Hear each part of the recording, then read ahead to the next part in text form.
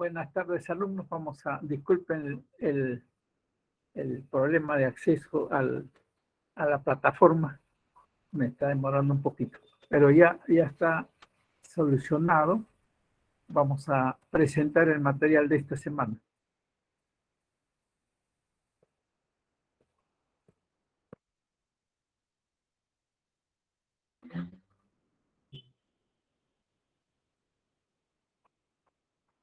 Ya.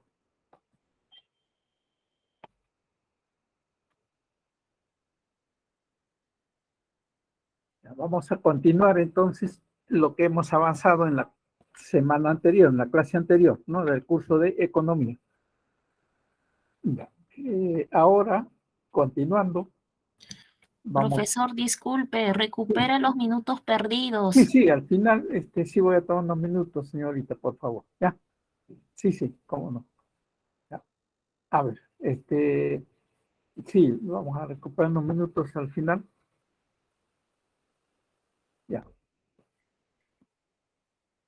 El problema de la escasez habría que aquí agregar, ¿no? Entre paréntesis, relativa, ¿no? Ya los hemos explicado por qué, ¿no?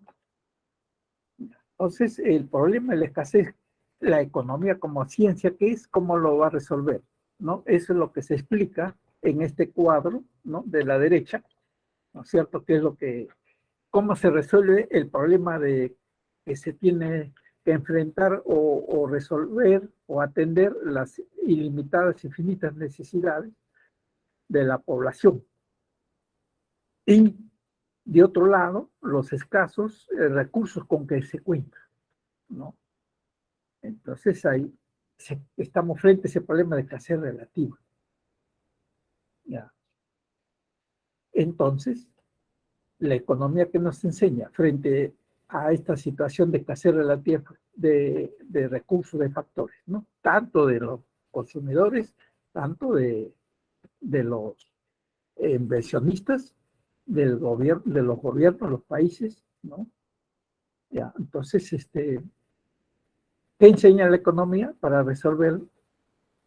Que tiene que pensarse, resolver, tomarse una decisión en base a una elección que se haga. Y esa elección que se haga, ¿no es cierto?, nos ayuda a enfrentar y resolver ese problema de escasez relativo. Si no elige bien, por ejemplo, un inversionista para hacer su inversión, no hace una buena evaluación, un buen estudio de mercado, etcétera, puede fracasar prontamente su negocio, ¿no? Entonces, ese es, digamos, la respuesta, ¿no?, inicial que propone la economía como ciencia para resolver ese dilema, ese problema entre recursos limitados frente a necesidades, muchas necesidades, ¿no? Y asociado a este concepto, ¿no?, de elección está justamente el coste de oportunidad. Entonces, en la ciencia económica nos enseña a través del coste de oportunidad a realizar la mejor y óptima decisión, ¿no? Elección, decisión, y tomar decisión. Eso es lo que nos enseña la economía. Y el costo de oportunidad es justamente el término que representa esa toma de decisión. En la siguiente lámina vamos a presentar, ¿no?, qué cosa es costo de oportunidad.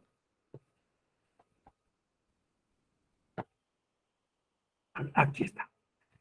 Costo de oportunidad, ¿no?, es aquel costo que no está en libros contables, ¿no?, de la empresa. No está, ya, en principio. Representa o nos lleva a sacrificar, ¿no?, como dice acá, debe dejarse de lado algo, sacrificar algo para tomar esa decisión que al mismo tiempo es la elección, la mejor elección que hacemos, a comprar algo, en el caso de un consumidor, al invertir en algún negocio, en el caso de un inversionista y un empresario, ¿no? Pero para tomar esa mejor decisión, ¿no es cierto? Lo que se plantea a través de este concepto de coste de oportunidad es que tiene que evaluar alternativas, no solo una alternativa, ¿no? Cuando se invierte, entonces, ¿en qué va a invertir? ¿No? Tiene más de una opción para esa inversión que va a hacer, ¿cierto? En algún negocio para hacer su empresa, ¿ya? Y el costo de oportunidad se asocia a, de esas alternativas, 2 o 3 que tenga, ¿no es cierto? El futuro empresario, el inversionista, va a dejar de lado uno si son 2 proyectos o 2 si son 3 proyectos, que evalúa antes de tomar la decisión, ¿no es cierto? Ya, toma la decisión por uno. Por supuesto, es mejor el que, de acuerdo a un estudio de mercado, a todo el conocimiento de esa inversión que va a hacer, tenga ese empresario, el conjunto empresario, toma una decisión, pero lo hace comparando con las otras alternativas, ¿no es cierto? Con las otras alternativas. Hay una que es la mejor, por supuesto. La toma esa mejor decisión o elige de esa manera, pero ¿sobre qué base? Sobre la base de comparar con los otros proyectos. Los otros proyectos, por supuesto, el indicador que permite hacer esa toma de decisión en un inversionista es la rentabilidad que va a tener ese negocio. Ya, la mejor y la más alta rentabilidad. Pero lo compara con las otras, que tienen menor rentabilidad. ¿Cierto? Entonces, deja de lado a las que tienen menor rentabilidad, porque lo que persigue, ¿no?, un inversionista y un empresario es mayor ganancia, mayor utilidad de esa empresa, ¿no? Lo que sacrifica, como dice acá el término, ¿no?, se debe sacrificar algo, dejar los proyectos, ¿no es cierto?, con menor rentabilidad en el estudio que se está presentando, haciendo, ¿no? Eso que se deja de lado es el costo de oportunidad, porque en base a eso se elige el mejor, ¿cierto? Entonces, ese es el costo de oportunidad. Es el conocimiento que, producto del estudio de mercado y de otras averiguaciones que previamente tiene que evaluar el inversionista, entonces ya tiene ese bagaje de conocimiento para hacer una mejor toma de decisión, ¿no? Pero compara, ¿no es cierto? Entonces hay proyectos que le dan menor rentabilidad, esa la va a dejar de lado. La toma la de mayor rentabilidad y la que está dejando de lado, sobre la cual va a tomar la mejor, entonces se convierte en lo que se llama costo de oportunidad. Si este costo de oportunidad implica, pues, que deje de lado proyectos que tienen de mediana alta rentabilidad, la que toma es superior a eso, ¿no es cierto? Entonces, eso es lo que aquí se resume, ¿ya? Entonces, el inversionista, aparte de tener, digamos, se puede decir, de ser emprendedor, ¿no?, tiene que, digamos, conocer algo más que eso, ¿no?, para tomar la mejor decisión, ¿ya? Hacer la mejor elección y tomar la mejor decisión. Así es. Muy bien. Entonces, ese conocimiento, eso no se registra en libros contables. Es la sapiencia de ese inversionista. Y si acierta y si hace buena elección, toma buena decisión, a su negocio va a marchar propiamente. ¿No?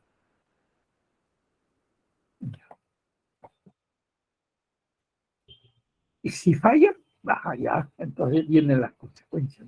Si hace mala elección, no tiene mucha información, muy buen estudio, pues puede, entonces ahí, como se dice, tu negocio no prosperar como espera. ¿no? Acá hay un ejemplo, ¿no? De ir al centro laboral, ¿cierto? De ir al centro laboral, en el caso de un trabajador, ¿no? Un empleado, entonces, ¿qué va a elegir? Tiene dos opciones. Irse en taxi, ¿no? Y irse en taxi es asumir un costo y no hacer actividad física, vida sedentaria, digamos, ¿no? Ya. Y la otra opción es ir en bicicleta, caminar, ¿no? Y ahorrarse los 15 soles, ¿no? O, bueno, de acuerdo al ejemplo que está acá, ¿no? Esa es la otra alternativa, ¿ya? Entonces, si decide, pues, ahorrarse y hacer actividad física y mantenerse más saludable, porque es hacer ejercicio físico, caminar, practicar un deporte, es recomendable, una recomendación médica, ¿no? De prevención de enfermedad, ¿no? En general, ¿ya? Entonces, esa evaluación, ¿no? Entonces, es mejor para el trabajador, porque se mantiene saludable y se ahorra, ¿no? Ese costo. Entonces, es mejor que tomarse el taxi, gastarlo, ¿no? Salvo en una situación extrema de tardanza, en fin. Pero eso es un ejemplo, ¿ya?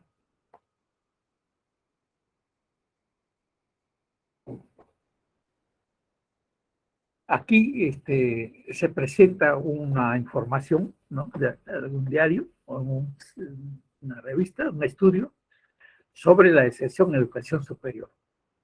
El costo de oportunidad de ese abandono de jóvenes a todos los niveles, no solamente a nivel de superior, ¿no? De universidad, sino también en secundaria, primaria, ¿no? Ya por razones pues, socioeconómicas, enfermedad, ¿no? Trabajo, etcétera, ¿no? Pero es un costo alto, ¿no? Un costo alto, como indica ahí la noticia, ¿no? ¿No? ¿Por qué? Porque esos jóvenes ya pierden la oportunidad, ¿no es cierto?, a futuro de convertirse y realizarse pues como profesional intelectual. Entonces, pérdida para eh, el país, ¿no? ¿Cierto? De esas, digamos, de esas capacidades, ¿no? Humanas. Entonces, eso es tomando las cifras acá, ¿no? Ya. En el caso de ustedes, bueno, están preparándose, están, como se dice, han tomado, ¿no?, una decisión, la mejor, frente a otra, ¿no? Que es su costo de oportunidad. Tal vez trabajar y, bueno, a pasearse o a de turismo, hacer una actividad distinta, pero hay que evaluar en cosas frente a esta preparación que están recibiendo en este periodo y que esto le va a permitir, ¿no es cierto?, asegurar su ingreso, ¿no?, a la universidad, dar ese primer gran paso para luego formarse y convertirse en futuros profesionales, ¿no? Entonces, esa es la mejor decisión. Están dejando de lado otras cosas, otras actividades, sí, por supuesto, pero es su costo de oportunidad para reforzar el concepto, ¿no? Que morado, ¿qué es esa actividad? ¿Qué se está dejando de lado? ¿No? Eso es. Ya vamos avanzando hacia otro concepto, ¿no? Ya en el campo mismo de la actividad productiva, ¿no? De acá, frontera de posibilidad de producción. Esta frontera de posibilidad de producción que en parte explica una especialización productiva también, ¿no?, el concepto de David Ricardo y antes de Platón, ¿no? es esta curva que ven acá, ¿no? Esta curva de aquí, que digamos, forma un área, un espacio y un área, con el eje de la ordenada, donde en el eje de la ordenada se pone producción de lavadoras, una economía que se especializa en producir lavadoras, ¿no? O computadoras. En el caso coreano, están en esa tarea, computadoras, ¿ya? Y en el otro eje, producir zapatos, o, o vestido, en fin, ¿no? Dos, dos, como se dice, bienes económicos, ¿ya? Dos bienes económicos. Muy bien. Entonces, todos los recursos productivos, todos, ¿no? Se van a dedicar a producir no solo lavadoras, sino se encontrarán en este punto extremo. Nada de zapatos, solo lavadoras, que puede ser la decisión que toma la empresa o la economía de un país, ¿no? Simbólicamente hablando o teóricamente hablando, que se especializa en un año, en un periodo, a producir lavadoras para exportar.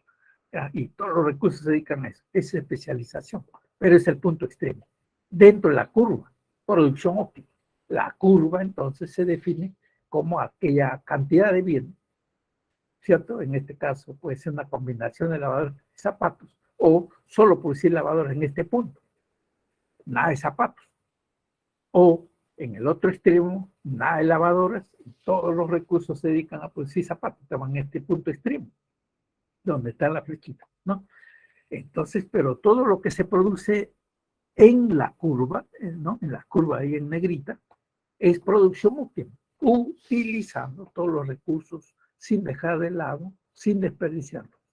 Eso es, como se dice acá, una producción posible y eficiente, ¿no? Por eso se llama curva de posibilidad de producción, ¿ya? Todo lo que se produce en la curva, ¿no? Es una producción eficiente. En este caso, en este ejemplo de producción de lavadoras o zapatos. ¿Ya? Muy bien. Y entonces ya relacionamos y respondemos, ¿no es cierto? Como nos enseña la economía, a enfrentar la escasez relativa, a decidir bien y aplicar correctamente el costo de oportunidad, ¿no? Para producir en la línea de frontera, en la curva, ¿no? Eso es. Ya está. Entonces, la economía nos enseña eso, ¿no? A utilizar, ¿no? bien nuestros recursos y a llevar a cabo un proceso productivo eficiente. Correcto. Bueno, pero, ¿qué pasa si se produce al interior, dentro de la curva, ¿no? Al interior de este espacio, esta área, digamos, ¿no?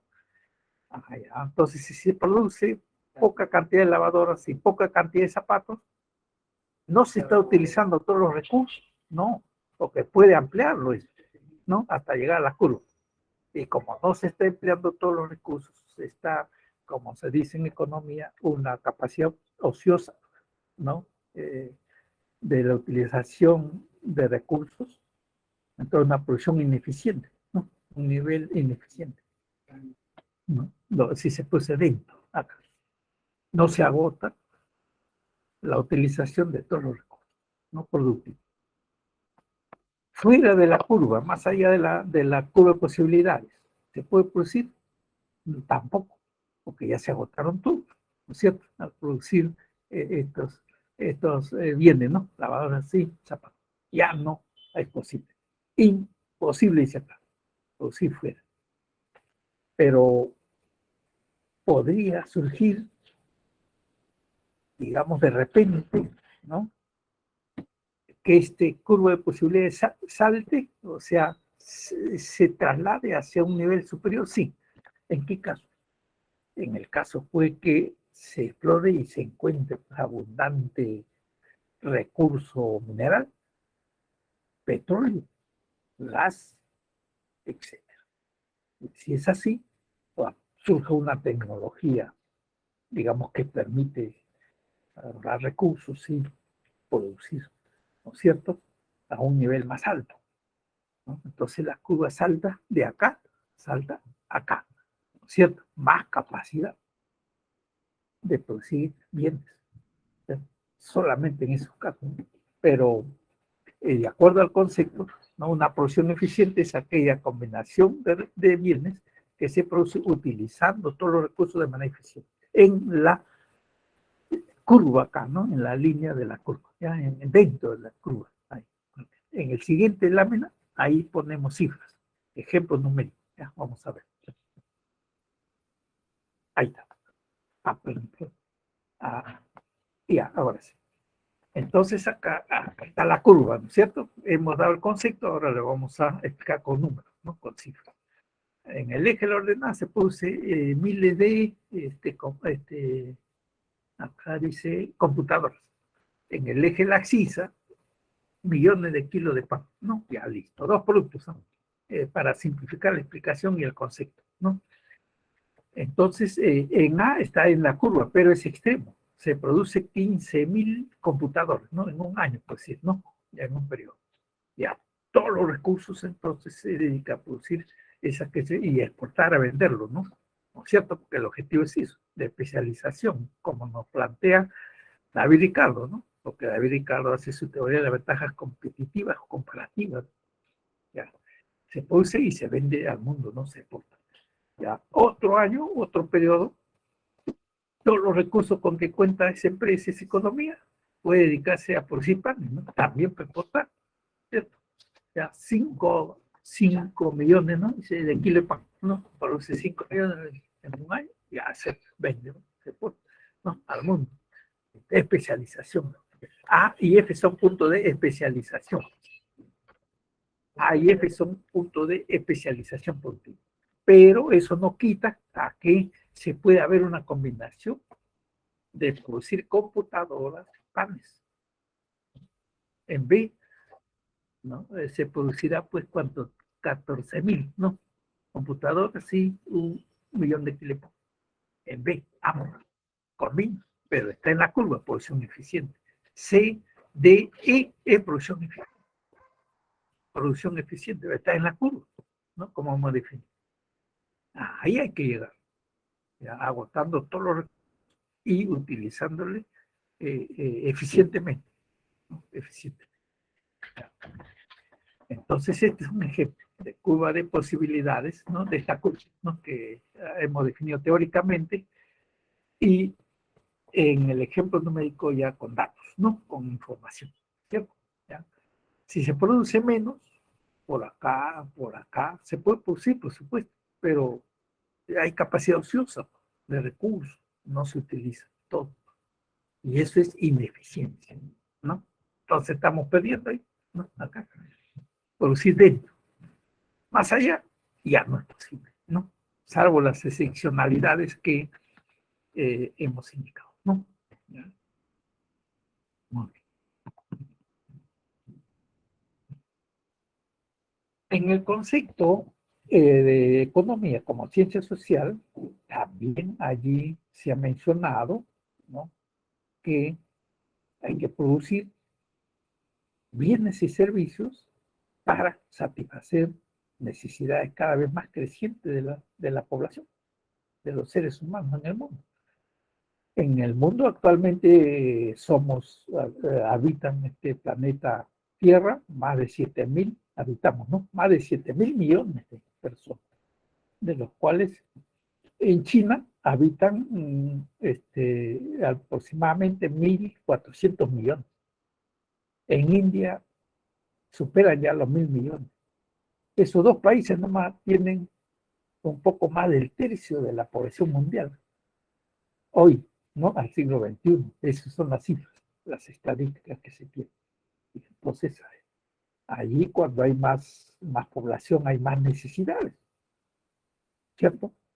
Y eso requiere de producir mucho más bien servicios, etc. Pero ¿qué es la necesidad? ¿Qué es la necesidad humana? ¿Qué es una necesidad humana? ¿Ya? El concepto nos dice que es una sensación de carencia, de falta de algo, ¿no? De no tener un abrigo, una casa, ¿cierto? Y entonces el ser humano, por su propia pues, naturaleza, ¿cierto? Tiene que buscar que atender esas necesidades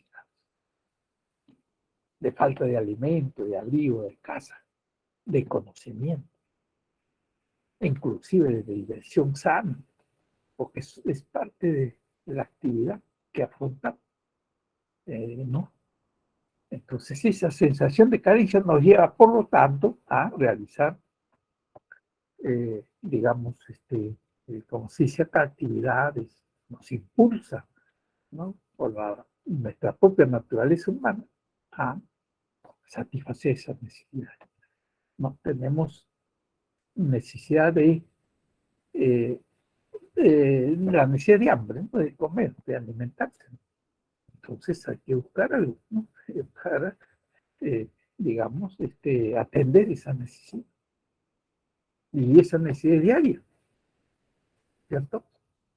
Entonces eso es lo que eh, se está definiendo, ¿no? Al lado derecho se refieren a necesidades humanas materiales, ¿cierto? Todo lo que en forma personal nos, digamos, nos lleva a satisfacer, ¿cierto? Materialmente. Necesidad de abrigo en invierno, ¿no es cierto? Uno tiene que abrigarse bien, ¿no? Por ejemplo, si uno se enferma, tiene que buscar que lo atienda un médico, un centro médico a la posta, ¿no? Pero ya esos no son bienes, ¿no? Un servicio de atención de un médico ya no son bienes, ya son servicios. Entonces, la necesidad, ¿no? Entonces se atiende, ¿no? Con bienes, materialmente hablando, como dice acá, materiales, ¿no? Con estos bienes que se producen, ¿no? Para esos fines, ¿no? Satisfacer nuestras necesidades, ¿no? Acá. Pero también, como vamos a ver luego, hay servicios, ¿no? Que implican, digamos, satisfacción de otras necesidades, ¿no? Son bienes y servicios. Con eso se satisfacen las necesidades humanas. Características de una necesidad ilimitadas porque la sociedad sigue avanzando, sigue desarrollándose y siguen apareciendo y surgiendo nuevas necesidades, ¿cierto? Producto de esos desarrollos científicos tecnológicos. En ese sentido, se dice ilimitado, ¿no? Saciable, el cuerpo humano tiene un nivel, un límite para satisfacer nuestra necesidad de alimentos, por decir, ¿no? Un menú bien balanceado, dietético, ¿no es cierto? C, 2 o 3 vasos de agua suficiente para satisfacer esa necesidad de C. Y si uno sigue tomando más agua o se come pues más, repite, ¿no? En menos 2, 3, ya eso, y ya no está satisfaciendo la necesidad de hambre, ¿no? Y ya más o menos entramos a la glotonería, y entonces eso ya no es. Ya hay un nivel de satisfacción de necesidad, que es la ley de gozo, ¿no? Saciabilidad, ¿no? Esa es la característica. Concurrentes, al mismo tiempo pueden presentarse varias necesidades que enfrentamos. Y si se presentan varias necesidades, varios problemas que enfrentamos, estudiar, tenemos que trabajar, de pronto nos enfermamos, hay varias necesidades que hay que atender al mismo tiempo, ¿no? Hay que priorizar, subrayemos eso, priorizar. Lo primero, la salud, ¿no? Atender esa necesidad y ya estamos aptos para ir a trabajar, estudiar bien, ¿no? Entonces, eso es ya cuando hay concurrencia en necesidad. sustituible es una necesidad, se satisface de varias formas, de varias maneras, ¿no? El caso de diversión, ¿no? La diversión, el ocio, es una necesidad. ¿Y cómo se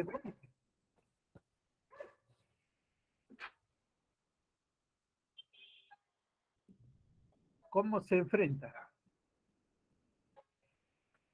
En el caso de esa necesidad de diversión.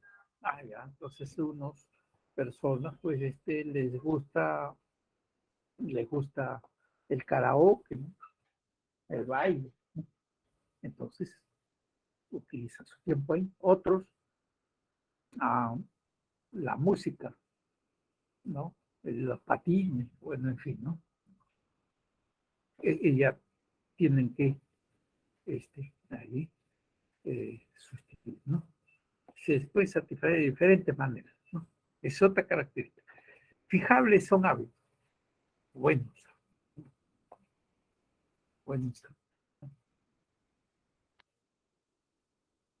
Fijables, ¿no?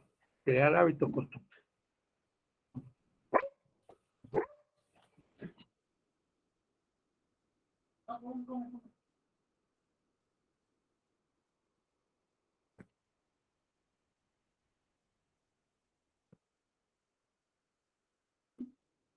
Clases, necesidades primarias, secundarias, terciarias. Las primarias se relacionan con la vida humana, con la supervivencia humana. Son biológicas, imprescindibles, como se señala acá, para la vida humana, ¿no? Y ahí están ubicados nuestras necesidades de alimentarnos balanceadamente, ¿no?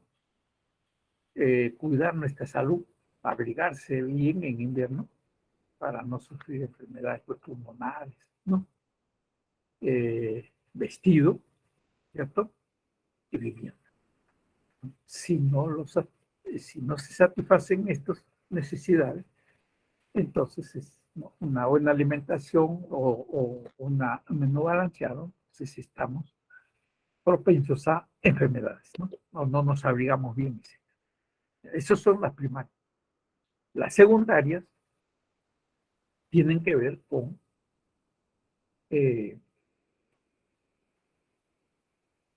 cómo mejorar las condiciones de vida humanas, ¿no?, que se relacionan, como dice acá, con la calidad de vida y cómo podemos mejorar la calidad de vida de las personas, de nosotros, ¿no? Estudiando, ¿no?, una profesión, ¿cierto? Educación, ¿ya? Practicando deporte para mantenernos saludables, ¿no? Divertirnos sanamente, ahorrando, trabajando. Ya, eso son las necesidades secundarias. Y uno no se muere por no dejar de hacer esas actividades, ¿no? ¿No? Entonces eso es las necesidades secundarias, ¿no? Y las terciarias ya representan, como se dice, posiciones de poder económico, ¿no? Entonces, como tienen ese nivel de ingresos, hablamos de gente millonaria, ¿no?, ¿cierto? Entonces tienen sus propias peculiaridades o estilo de vida, ¿no?, de mostrar, pues, ese poder económico que tienen, ¿cierto?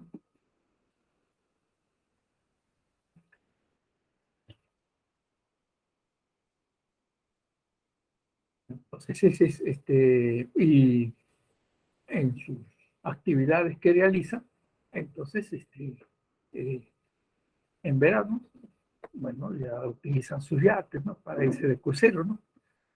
Autos deportivos, relojes Rolex, que son carísimos, igual que los autos deportivos Lamborghini y otros, joyas preciosas, ¿no? ¿Ya? Entonces, así se muestran, ¿no? Por eso dice vanidad, caprichos, excentricidades, ¿no? Los artistas que le va bien en Hollywood, ¿no? En el mundo, ¿no? Tiene su mascota. Pero ¿qué es lo que pasa? A estas mascotas los tienen les compran pues sus hoteles 5 estrellas a la mascota. La mascota es mejor que el artista. Bueno, ya son ¿cómo se puede decir? Sus excentricidades, ¿no? Que muestran estas personas que, a los cuales, ¿no? Ese tipo de vida se relaciona con necesidades terciarias, suntuarias o de luz, ¿no? El nombre, de luz. ¿Ya?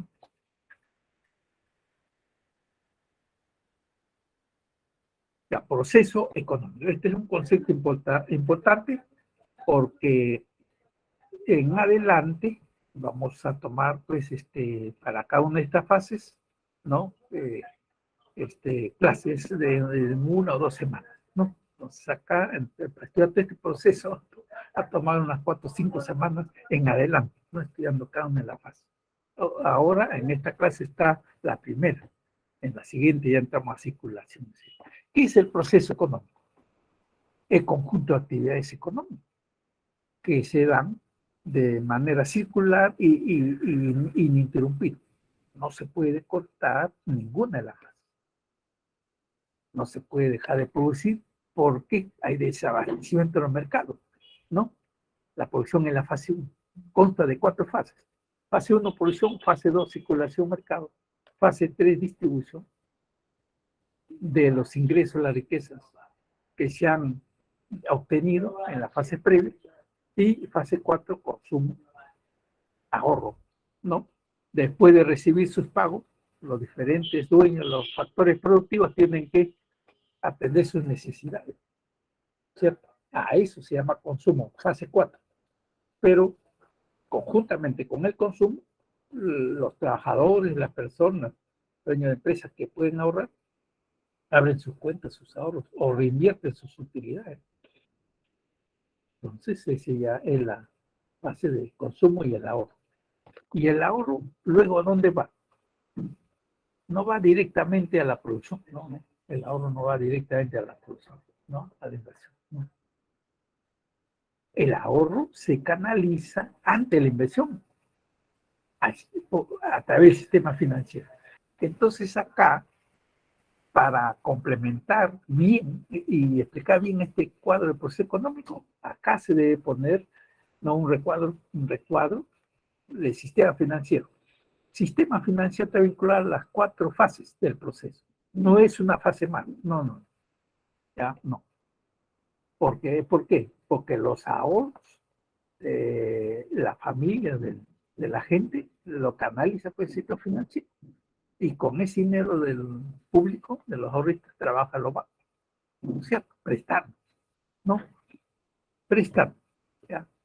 Y ya ese préstamo que hace el banco a un grupo de personas, a una persona, para que le invierta en hacer un negocio, una empresa. Esa es la primera fase de la producción. Ahí se gasta, ahí se invierte. Comprar materia prima, contratando al trabajador, etc., ¿no? Entonces, la inversión, que es el gasto que realizan las empresas, se lleva a cabo en la primera fase, ¿no?, del proceso económico. Entonces, no hay que entrar en confusión, porque en ese orden lo vamos a estudiar en adelante, ¿no? O sea, el curso es explicar bien, ¿no?, la fase de este proceso económico y luego otros temas, ¿no?, que hay que incorporar, ¿no?, que están en el plan del curso. ¿Ya?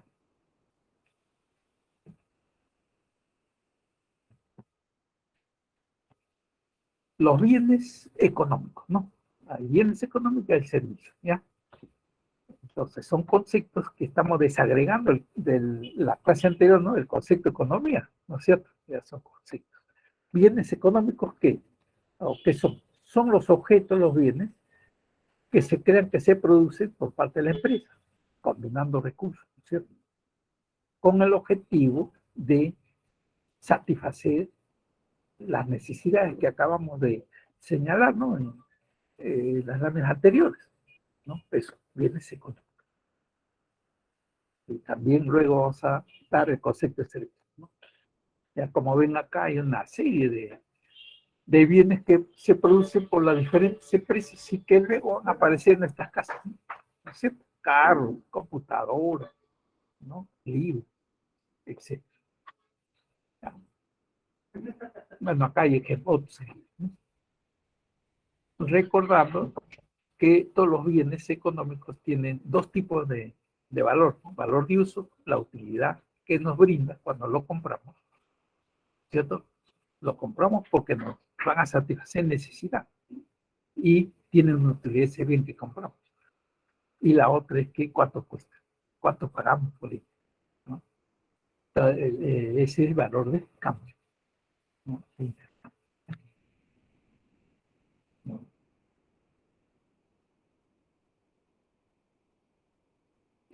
Clasificación de bien económico o de bienes económicos por su duración fungibles. Un bien económico fungible es aquel que desaparece al primer uso, como una fruta, ¿no? Eso comemos, desaparece la manzana, la naranja, la papaya, etc., ¿no? La vacuna, ese es fungible. Infungible cuando un bien, el uso de un bien, nos permite, con el cuidado debido, que nos, digamos, lo utilicemos repetidas veces algún tiempo, ¿no? Ropa, no nos compramos ropa pues, para un bien, ¿no? Para una apuesta, no. Vivienda, equipos, celulares, ¿no? Nos duran algún tiempo, ¿no? Salvo que nos los roben los fascinerosos, ¿no? Entonces eso infundible. Por su destino, ¿no? Los bienes económicos se producen para el uso, consumo doméstico de hogares de nosotros en nuestras casas, ¿no? De consumo.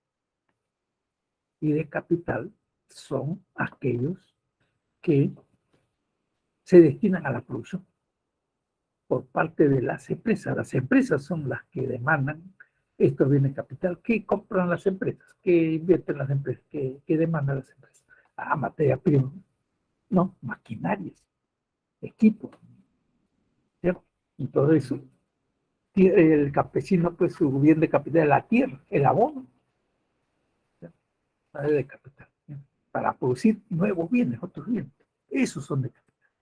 Pero eso es orientado a las empresas, a los productores, y el de consumo a la familia.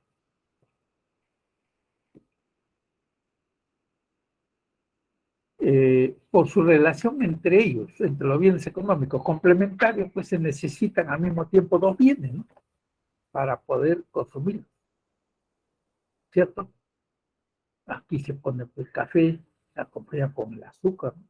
Rubio o blanco, y los panes acompañados con algo, ¿no? En los sándwiches. Entonces ahí son bienes que se complementan. Los zapatos, las zapatillas con los amarros, ¿no?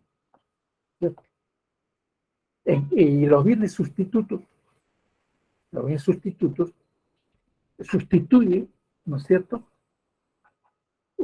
Se puede sustituir un bien por otro. ¿Y cómo así? Bueno, el ama de casa va al mercado, ve que el precio del pollo, ¿no? Ahora en estos días sí ha vuelto a subir, 9, 10 soles. Ya está caro, está caro. Entonces, ese día no compra el pollo o compra menos, ¿no? Entonces, si no compra, lo sustituye. ¿Qué alternativas hay para sustituir el pollo? Pescado, carne de res. Perdón, carne de res es más caro. No, carne de cerdo, ¿no? Cerdo, ¿no? Y pescado, ¿no? Relativamente más barato. Y entonces los cambios, ¿no? Sustitutos. ¿No es cierto? Acá se pone otros ejemplos, ¿no? Mantequilla, queso, té o café. Algunos, por prevención médica, no toman café, ¿no? ¿Cierto? Quita el sueño, bueno, ¿no? Toma un matecito, sustituye, ¿no?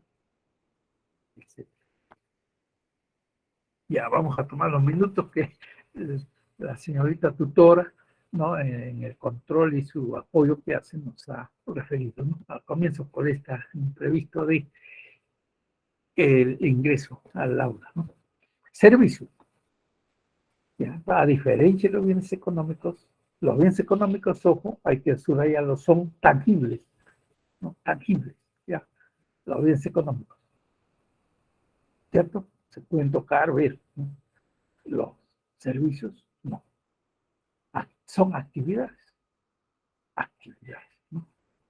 Estas actividades son realizadas por otras personas y para dar ese servicio tienen que haber estudiado, ¿no es cierto? Un profesor en la universidad, un técnico en algún título superior, un taxista, un oficio, ¿no? En una escuela de choferes o en fin, ¿no? Tener su tarjeta pues, de conducir, su brevete profesional, ¿no es cierto? Entonces, están capacitados para dar esos servicios. Y se consideran inmateriales, ¿no? ¿Por qué? Porque son conocimientos que aplican. El médico para atender diagnosticar una posible enfermedad, ¿no? El arquitecto diseñar la construcción de un edificio, una casa, etc. El abogado defender la causa jurídica. Tiene que estudiar, saberse bien, aplicar bien código penal civil, el contador de la misma manera, ¿no? ¿Cierto? Sus libros contables, etc. ¿Ya? Entonces, esos son los servicios. Todo lo que es servicio de transporte aéreo, marítimo, terrestre, digamos, hay personas, pues, conductores que tienen que aprender, bueno, ese oficio, ¿ya? Y brindarlo a las demás personas.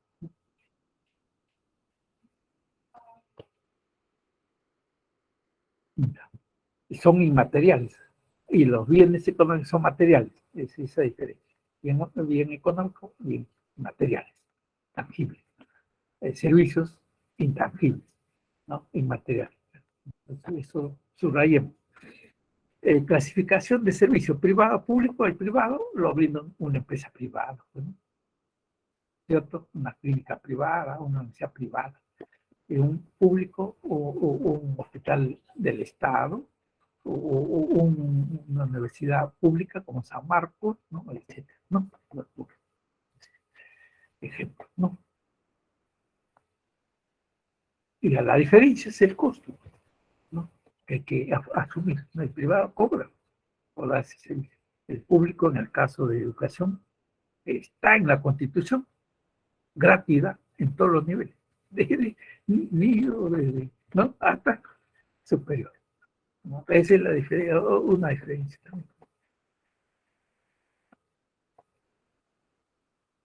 Ya, ¿qué más? A ver. A individuales, el servicio se brinda de manera personal. Un médico que tiene un paciente en su consultorio, está un paciente y el médico, ¿no?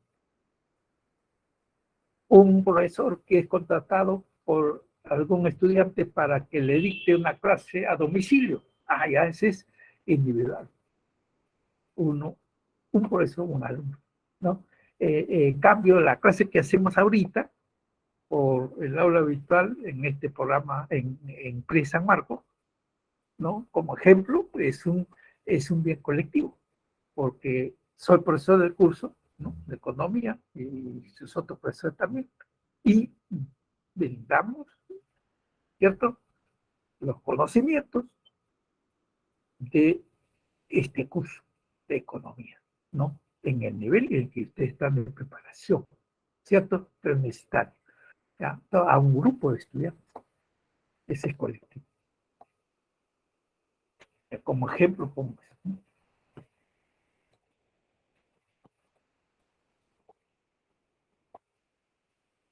Ahora, ya en los minutos que quedan, ya unos 5 minutitos más, vamos a explicar la primera fase de producción, perdón, la primera fase de proceso económico, que es la producción. Ya, ahora. Y el tema asociado a esto es los costos de producción, ¿no? Y con eso terminamos, ¿ya? ¿Qué es la producción entonces? ¿Cómo se define? Como la primera fase, ¿no? Como la primera fase del proceso económico. Un minutito, por favor. Sí, sí, ya, me coge.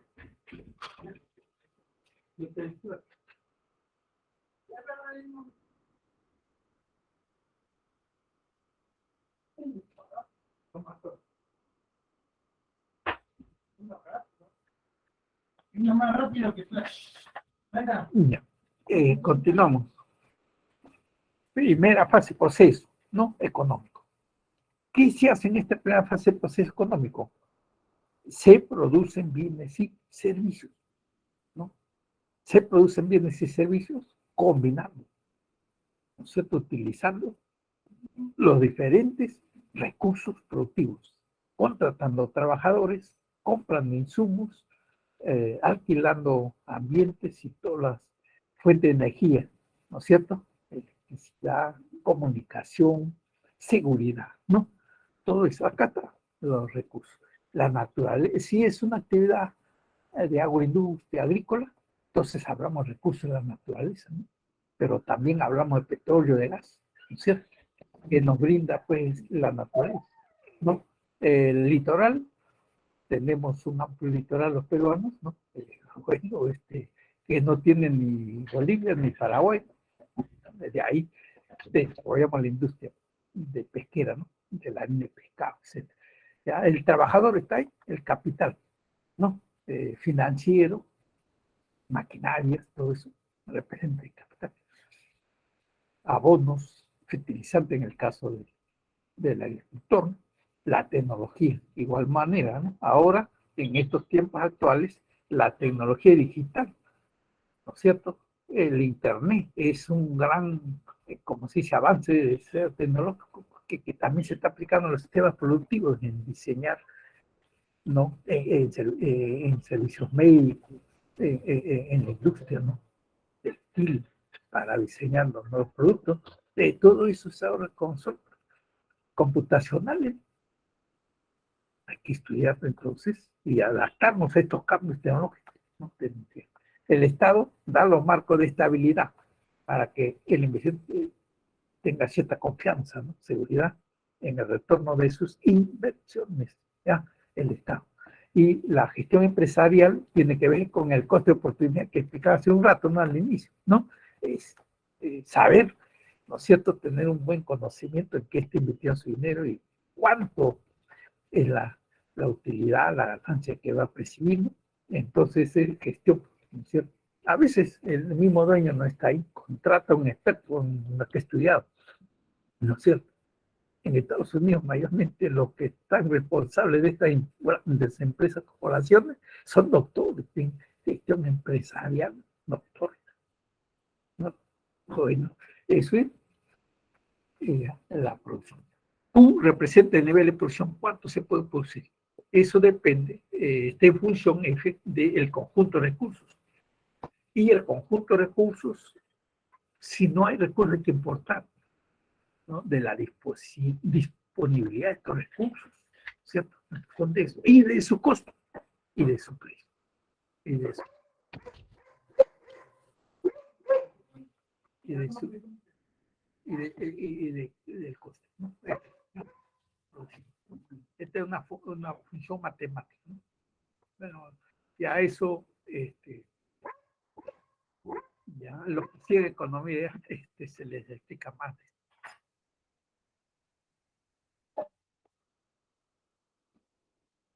Productividad es el rendimiento de cada factor productivo. La tierra fértil, bien abonada y con buena fertilización, es más, tiene más productividad, ¿no? Mayor rendimiento. Ese factor tierra, ¿no? ¿Ya?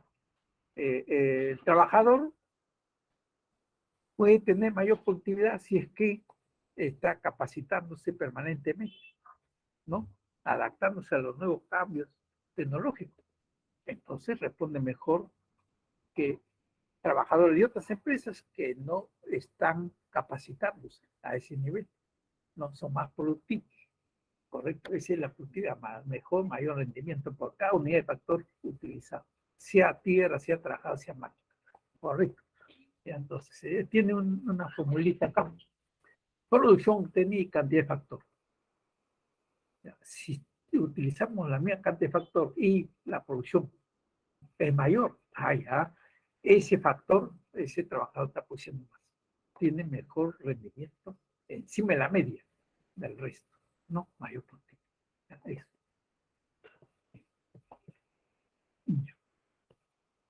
Acá hay un ejemplo, ¿no? Ignacio, no, el tiempo que utilizan es 30 en un mes, 30 días.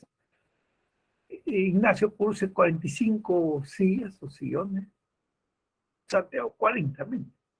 ¿Quién tiene mayor productividad? El que produce más en el mismo tiempo, en 30 días.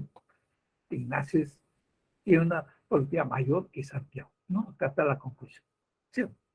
Su coeficiente de productividad es 1.5. Dividir, ¿no? ¿Cuánto produce entre el total del tiempo, ¿no? Días, un mes, ¿no? Igual, los dos tienen el mes, ¿no? Pero ¿quién está produciendo más? Ignacio. 1.5 mayor que 1.33. ¿No? Entonces es productividad, pero eso no solamente productividad se da en el trabajador, también les he dicho en las tierras. Hay tierras más fértiles, con mayor productividad y menos fértiles. Máquinas, igualmente, ¿no? Factores de la producción clásicos son los recursos que no vienen de la naturaleza, el trabajador, ¿cierto? El más activo porque es el que está en vinculación directa con los insumos, la materia para producir, para crear ese producto, ¿no es cierto? El trabajador, es el activo, como decía acá, ¿no?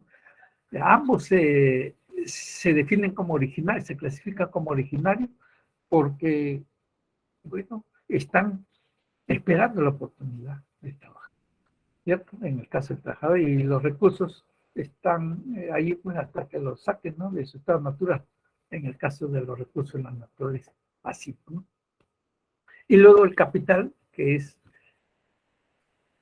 se deduce del trabajo humano, ¿no? Como plantea Aristóteles, ¿no? Primeramente la ganadería de la cultura, y ya luego pues se va extendiendo las formas de a través de la división del trabajo a otras áreas, digamos, de mayor diversificación, ¿no? De la actividad económica productiva, ¿no? Entonces, de acuerdo a eso, hay una acumulación, hay unas ganancias, ¿no? Que se van a acumular. Es derivado, el capital es derivado, se acumula. ¿No?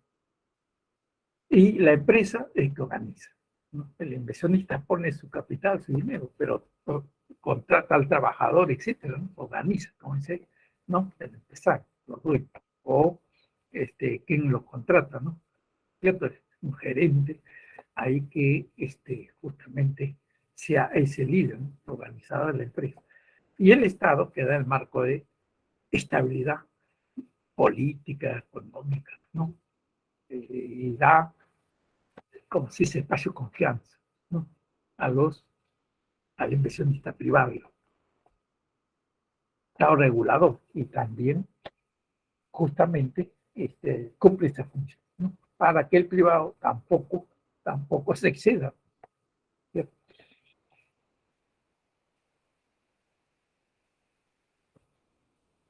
Sectores productivos, sectores económicos primarios, secundario, terciario. Primario es referido a la explotación de recursos naturales. Hay poco valor agregado ahí porque se extrae recursos, materia bruta, se extrae para obtener la materia prima, pero la materia prima hay que refinarlo, ¿no? Hay que convertirlo en insumo, es todo un proceso, ¿no? El secundario es la industria, la manufactura, ¿cierto? En diferentes sectores, más especialización productiva en la industria, que es la actividad, digamos, que más se ha desarrollado en cuanto a especialización en el modelo, en el sistema económico capitalista, ¿no? Industria, ¿no? Y terciario, servicio, todo tipo de servicio.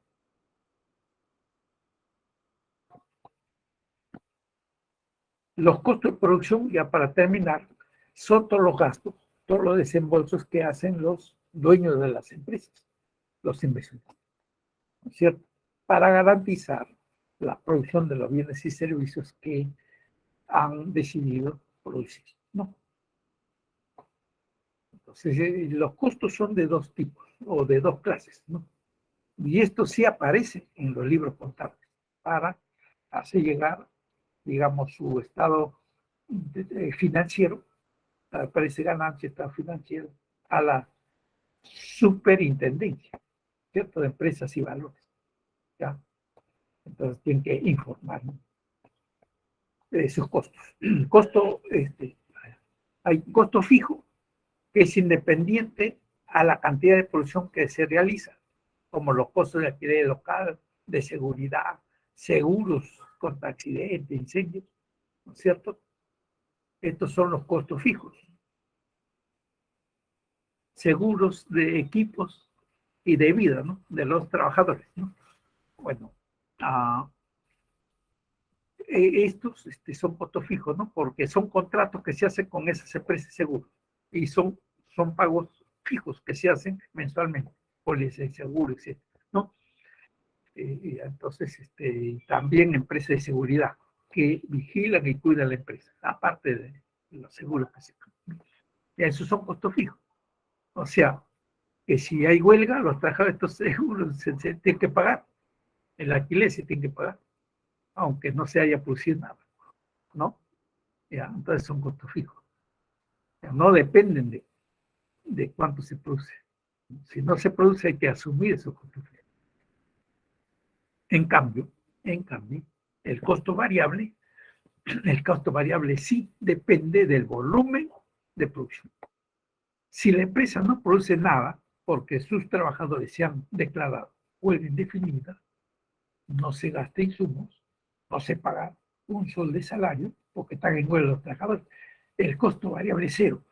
El costo variable es cero cuando no produce nada la empresa. ¿Cierto? Esa es la diferencia del costo variable con el costo fijo. ¿Ya? El costo variable con el costo fijo. ¿Y qué es el costo variable? Insumos que se utilizan, cierta energía que se utiliza para mover las máquinas, mano de obra, planilla. ¿Cierto? Si hay huelgas, no, nada se paga de salario. Pero también huelga, ¿no? Etcétera.